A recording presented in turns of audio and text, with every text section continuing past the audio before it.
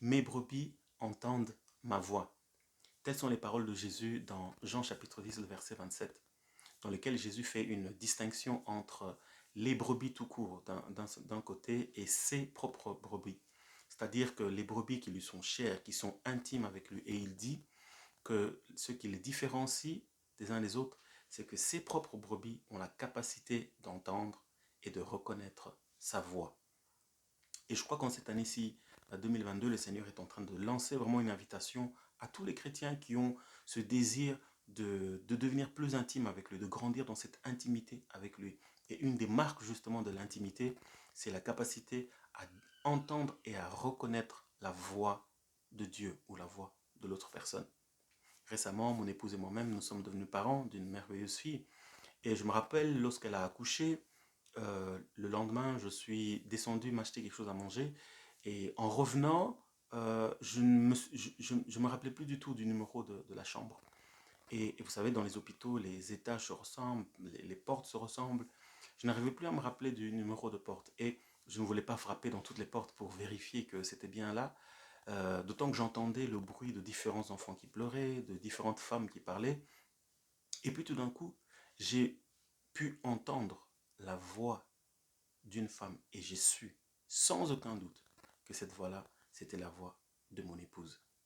Je n'ai pas été dans une école particulière ou dans une université particulière où on m'a enseigné les techniques pour reconnaître la voix de ma femme, les techniques pour reconnaître la tonalité de mon épouse. Non, c'est simplement par l'intimité que j'ai avec mon épouse, par cette relation quotidienne, journalière que j'ai avec elle, que j'ai pu savoir à coup sûr que cette porte-là, c'était la porte qui menait vers mon épouse. Et je crois que le Seigneur nous invite aussi en cette année-ci de grandir à un niveau d'intimité où nous n'avons pas besoin nécessairement qu'on nous enseigne les stratégies pour identifier sa voix, mais simplement comment nous positionner pour entendre et discerner sa voix. Comment être sûr que cette voix-là, c'est vraiment la voix de Dieu. C'est important pour nous d'apprendre à entendre et à discerner la voix de Dieu parce que cela nous rapproche plus de lui. Cela fait de nous ses brebis, ses propres brebis qui lui sont proches et qui lui sont intimes. Et une autre raison pour laquelle c'est important en cette année pour chacun d'entre nous de vraiment apprendre à discerner la voix de Dieu, c'est parce que ça nous permet de justement de reconnaître les voix étrangères. Ça nous permet de reconnaître toutes ces fausses voix qui nous font croire qu'elles viennent de Dieu, mais elles ne viennent pas du tout de Dieu. Elles nous font dévier de la trajectoire que Dieu nous a donnée. Elles nous font perdre du temps sur la route de notre destinée. Elles nous font prendre des décisions parfois qui nous retardent plus qu'elles ne devraient nous faire avancer. C'est pourquoi c'est important d'apprendre à entendre et à discerner la voix de Dieu.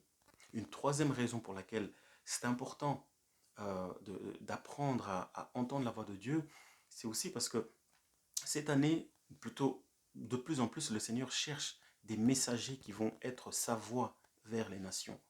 Dieu veut m'utiliser comme un instrument, comme un messager auprès de nos familles, auprès de nos amis, auprès de nos collègues, auprès de nos voisins, pour justement apporter ces messages de paix, de joie, de délivrance, de libération. Mais pour cela demande que toi et moi, nous puissions chaque jour venir pour nous positionner, nous asseoir à ses pieds et juste apprendre à écouter, à entendre et à discerner sa voix. Et une dernière raison pour laquelle c'est important pour nous d'apprendre à discerner la voix de Dieu, c'est parce que cela peut nous permettre d'éviter certaines catastrophes.